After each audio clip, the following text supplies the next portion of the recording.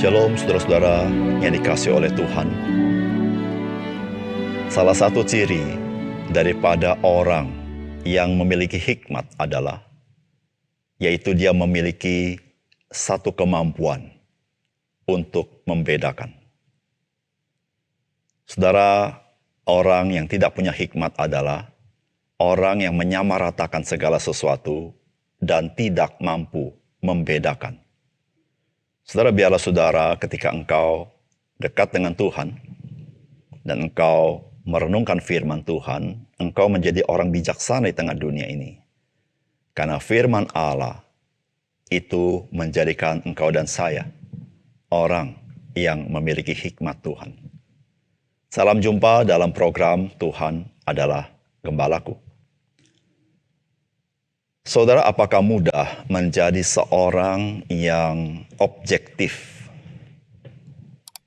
Tentu, mungkin saudara pernah berkata, saya seorangnya objektif. Puji Tuhan. Namun kenyataannya memang saudara tidak mudah menjadi orang yang objektif. Mengapa? Karena setiap kita itu memiliki situasi dan kondisi yang berbeda-beda. Dan terus terang saudara, situasi dan kondisi keberadaan kita itu sangat-sangat mempengaruhi cara kita memandang sesuatu, atau yang saya sebut dengan perspektif. Ini yang saya sebut dengan perspektif yang sifatnya subjektif. Ketika saudara melihat situasi tertentu, peristiwa tertentu, saudara, kita tidak bisa menilai peristiwa itu sebagaimana peristiwa itu, tetapi ada persepsi yang sifatnya subjektif kita. Saudara, sebagai orang Kristen, kita pun ada kalanya memiliki persepsi subjektif terhadap perkara-perkara rohani, bukan? Misalnya kita memiliki ekspektasi yang sebenarnya bukanlah yang dijanjikan oleh firman Allah. Saudara, berapa banyak orang Kristen yang membentuk sendiri pemahamannya akan firman Allah yang dia baca. Bukan firman Allah yang membentuk pemahamannya.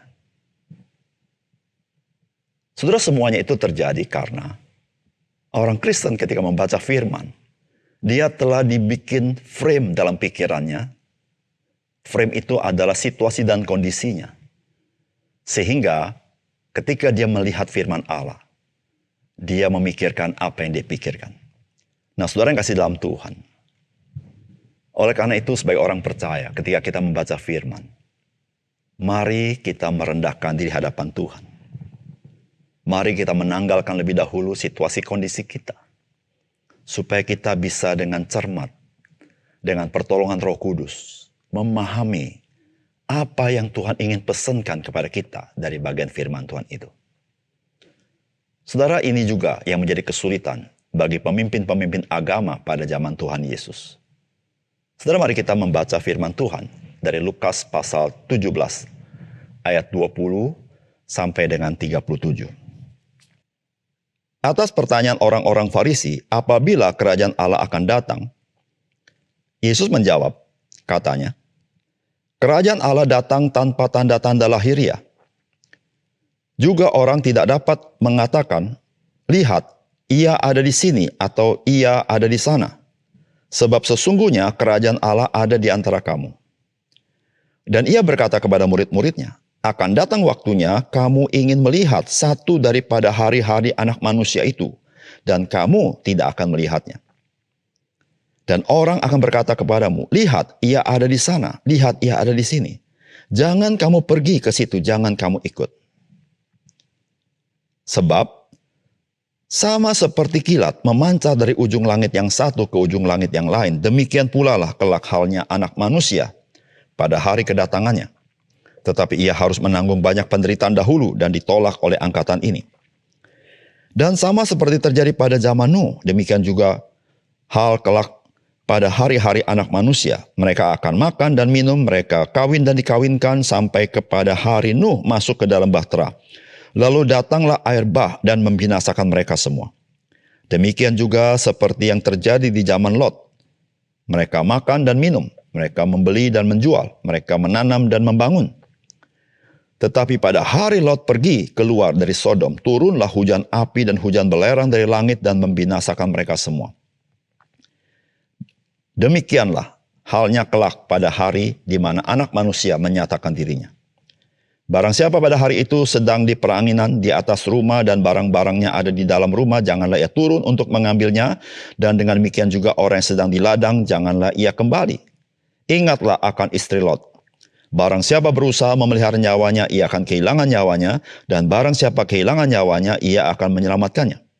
Aku berkata kepadamu, pada malam itu ada 2 orang di atas satu tempat tidur, yang seorang akan dibawa dan yang lain akan ditinggalkan. Ada 2 orang perempuan bersama-sama mengilang, yang seorang akan dibawa dan yang lain akan ditinggalkan. Kalau ada 2 orang di ladang, yang seorang akan dibawa dan yang lain akan ditinggalkan. Kata mereka kepada Yesus, "Di mana Tuhan?" Katanya kepada mereka, "Di mana ada mayat, di situ berkerumun burung nasar."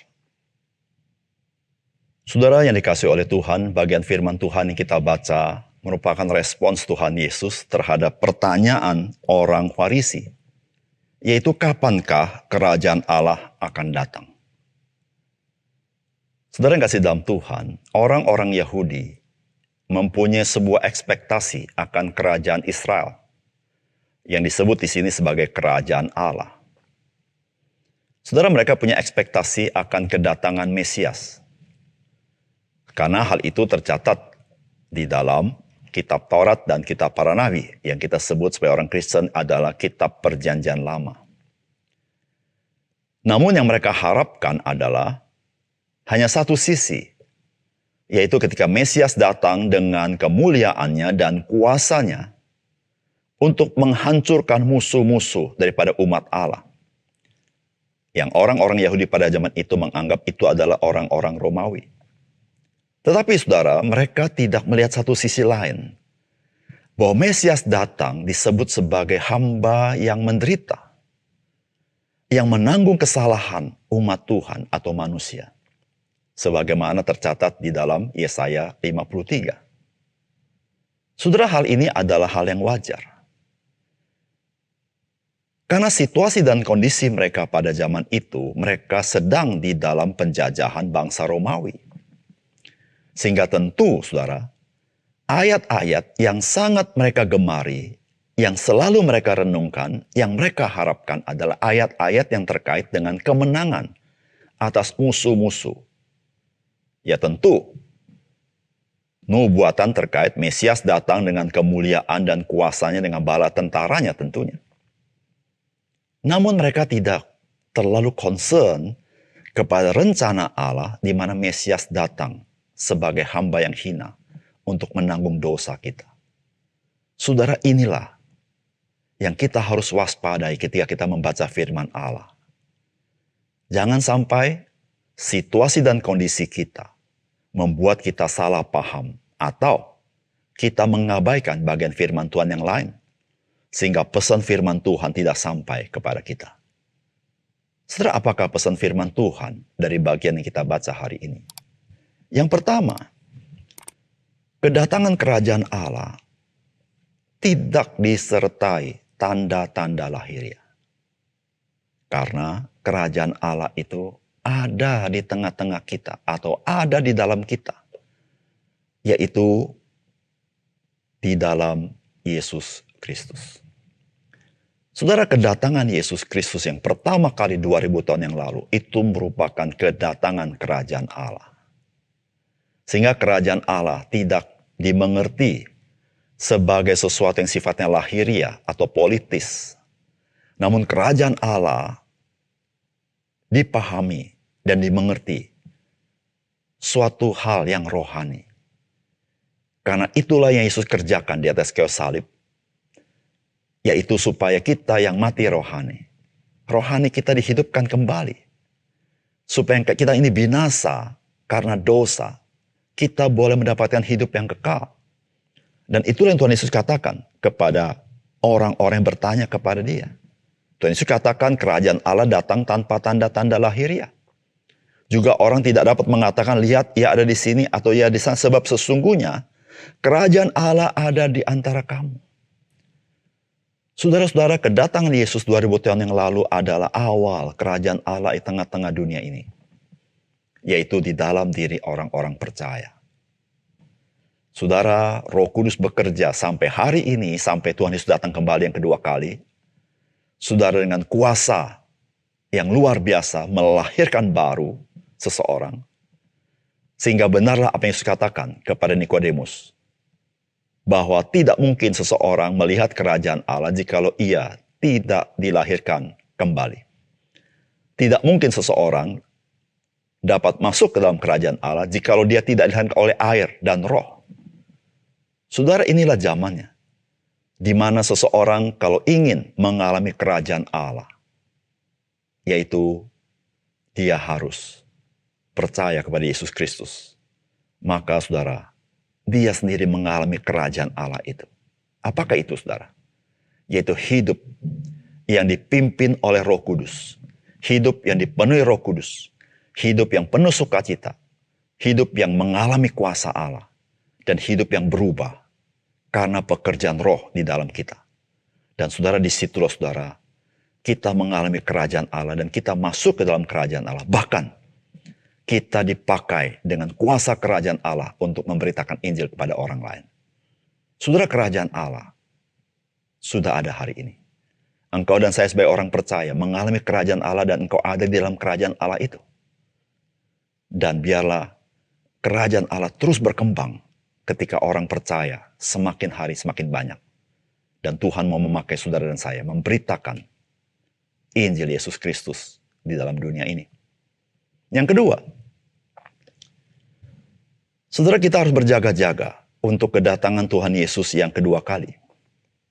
Karena ia datang ketika seluruh dunia menjalankan kehidupan sebagaimana biasanya.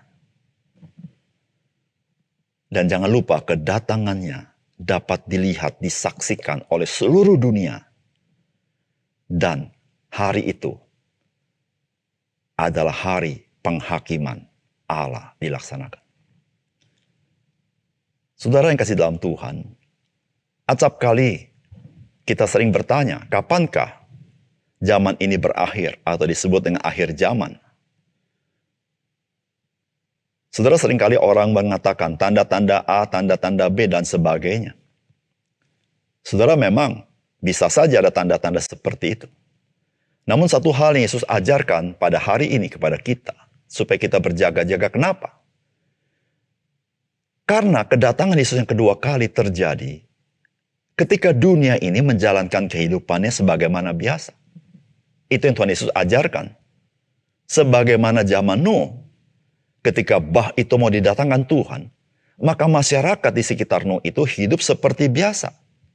Hidup seperti biasa digambarkan sebagai orang menikah, makan, minum, sebagaimana juga zamannya Lot di Sodom dan Gomora.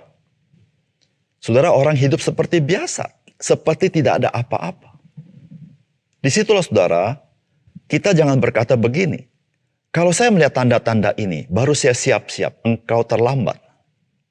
Karena Tuhan berkata, ketika hidupmu seperti normal-normal saja, ketika dunia ini hidup seperti normal-normal saja, hari berganti hari dengan situasi yang mirip-mirip apa yang dilakukan manusia. Saudara, tapi pada waktunya tiba, maka Yesus Kristus akan datang untuk kedua kalinya. Dan saudara, kedatangannya akan disaksikan oleh seluruh mata di seluruh dunia ini. Dan hari itu, saudara, adalah hari penghakiman Allah bagi setiap orang. Saudara, apakah saudara adalah orang yang adalah milik daripada Yesus Kristus? Engkau dimiliki oleh Yesus Kristus ketika engkau percaya menyerahkan diri saudara kepada Tuhan Yesus. Engkau adalah miliknya. Dan ketika dia datang, dia selamatkan engkau karena engkau miliknya. Tapi jika engkau bukan miliknya, engkau harus waspada. Karena kedatangan Yesus Kristus, dia menghakimi seluruh perbuatanmu. Dan engkau akan menyesal pada hari itu. Karena hari itu, engkau sudah terlambat. Saudara, oleh karena itu, saudara, Siapakah orang yang berjaga-jaga untuk kedatangan Tuhan Yesus yang kedua kali? Yaitu hari ini. Ketika dia memastikan dirinya adalah milik daripada Tuhan Yesus. Ketika dia percaya, menerima Yesus dalam hatinya. Dan menerima pengampunan dosa dan menjadi anak-anak Allah. Saudara, jadilah orang yang bijaksana dalam hidup ini. Mari kita berdoa. Bapa surga, terima kasih karena hari ini kami belajar firman Tuhan. Kami bersyukur kedatangan Tuhan Yesus merupakan kehadiran daripada kerajaan Allah, sehingga kami boleh mengalami kerajaan Allah dalam hidup kami, mengalami sukacita, kuasa daripada kerajaan Allah itu, sehingga itulah yang mengubah hidup kami, itulah yang membuat hidup kami menjadi hidup yang bersukacita, dan memasyurkan nama Tuhan, bahkan kami rindu dipakai Tuhan, menjadi pemberita-pemberita Injil, sehingga kerajaan Allah itu terus meluas dan mempengaruhi seluruh dunia ini. Tuhan terima kasih, tolong kepada kami supaya kami juga tahu Engkau akan datang kembali, supaya kami selalu menjadi orang yang siap sedia. Terima kasih Tuhan, dalam nama Tuhan Yesus kami berdoa. Amin.